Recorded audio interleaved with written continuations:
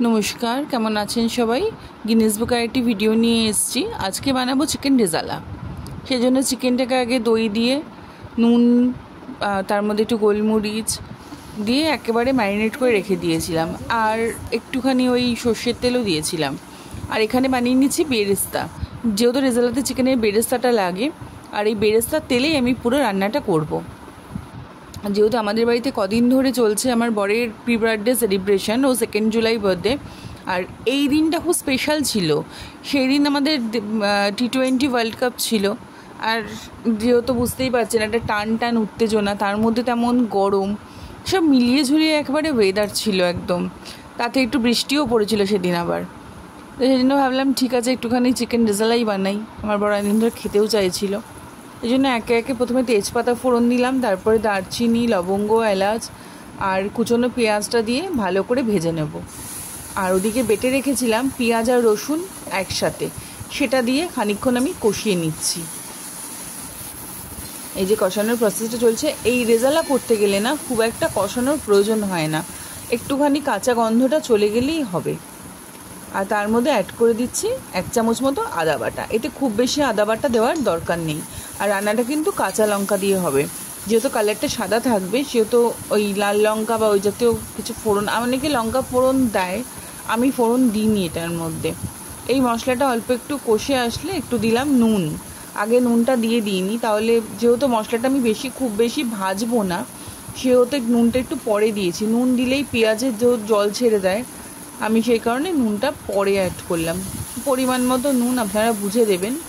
আমি 500 gram chicken করেছিলাম, 2 চামচ মতো নুন দিয়েছিলাম, এটা 2 টিস্পুন মতো। এই যে মশলাটা এরকম কনসিস্টেন্সি হয়ে আসলে খুব বেশি কষা হবে না, কড়াইয়ের সাথে একেবারে লেগে যাবে না, কিন্তু একটু তেলটা ছেড়েও আসবে, সেরকম পরিস্থিতি দিয়ে দিতে হবে চিকেনটা। ম্যারিনেট করে রাখা যে চিকেনটা আমি সেটা দিয়ে দিয়েছিলাম, দিয়ে সামান্য নাড়িয়ে ঢাকা দিয়ে দেবো। তারপরে মাঝে মাঝে খুলে একটুখানি ঢাকাটা নেড়ে নিতে হবে, আর তার সেদ্ধ হয়েছে কিনা চেক করে নেবেন, আপনারা যেরকম বুঝতেই পারবেন। তো বলছিলাম আমার বরের প্রি বার্থডে সেলিব্রেশন, তো আর তারপরে তো সেদিন খেলা, কি টেনশান যে চিকেন রেজালা যে খাবে। তারপরে তো সে সারাদিন ঘুমিয়েই ছিল, যেহেতু ওর বেশিরভাগ সময় নাইট শিফট করে, সেহেতু দিনের বেলাটা বেশিরভাগই ঘুমিয়ে কাটায়। আমরা জাগি ও ঘুমায়, ও জাগে আমরা ঘুমিয়ে পড়ি। এই এখনও সেদ্ধ হয়নি, এটা মিনিট 15 পরের যেটা দেখাচ্ছি। যেহেতু খুব বেশি কষানো হয়নি, ঢাকা দিয়ে রান্না করতে হবে, ডিমে আছে এটা হবে।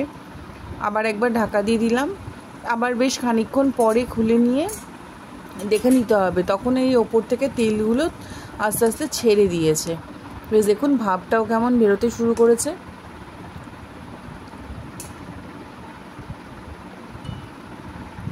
এবার মোটামুটি মাংসগুলো সেদ্ধ হয়ে গেছে।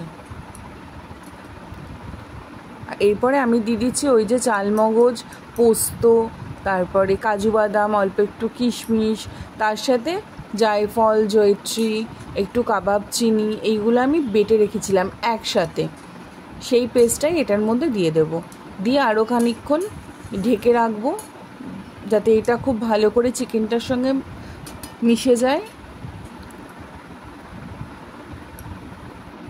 আর শেষে নামানোর আগে দিয়ে দেবো বেরেস্তাটা আর ওই 1 চামচ মতো ঘি, বাস।